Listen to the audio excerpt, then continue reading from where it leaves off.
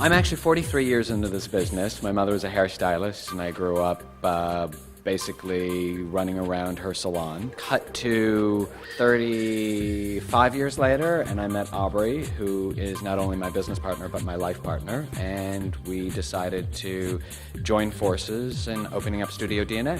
We are constantly using technology and trying to push technology to its limit, because I believe that's the way of the future. So I'm guilty of pre-booking, and that's part of our education, is also educating our staff on pre-booking and entering all the client notes and color formulas. I think it builds for a much stronger client retention.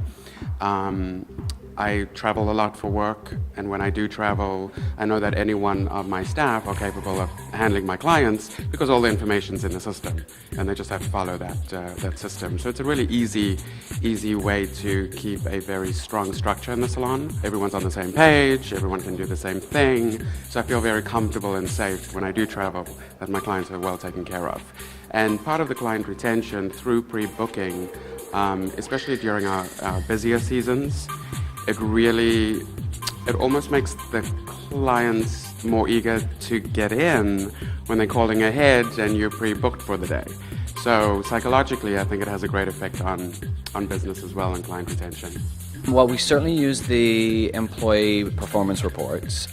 Those give all of the key details, from number of clients to number of services to the breakdown of services to the ratio of retail to services and average client tickets.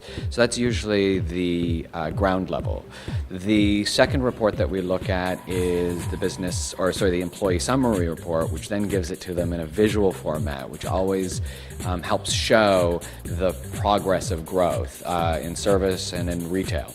Then we move on to the client retention report, which then gives them an indication as to exactly how well they are able to transfer their clients into regular clientele.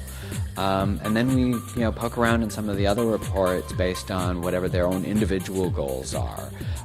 We've looked at some of the stock control reports, and we've looked at some of the tag usage reports, which we traditionally use to identify new clients, new requests, walk-ins, regular request clients, etc. We also use the remote access so that I don't have to be tethered to one of the salons in order to produce reports, in order to communicate with the salon. I can work in my office and be able to monitor the day as the day progresses. I'm also able to use the technology for marketing purposes. On the creative side, we do a lot of fashion shows. We also do a lot of TV makeover shows, which is what we love doing. We travel a lot to Europe. We've been working on Paris Fashion Week. I'll be back there again next month. So what we do, we try and create opportunities where we can take some of our staff occasionally, and that just breeds, excitement and branding for us for sure. On the creative front, we're constantly doing classes. We have a very strong education program where we take assistants that come out of school, any school, doesn't matter, and we take them through a year and a half program and groom them and train them and get them on the floor. So education is really, we're known to be an education salon, both of our salons. Regular classes, we also use fashion shows. We constantly, like I said, we do LA Fashion Week every year, both seasons, and we use that as a platform and as an education opportunity for our staff as well.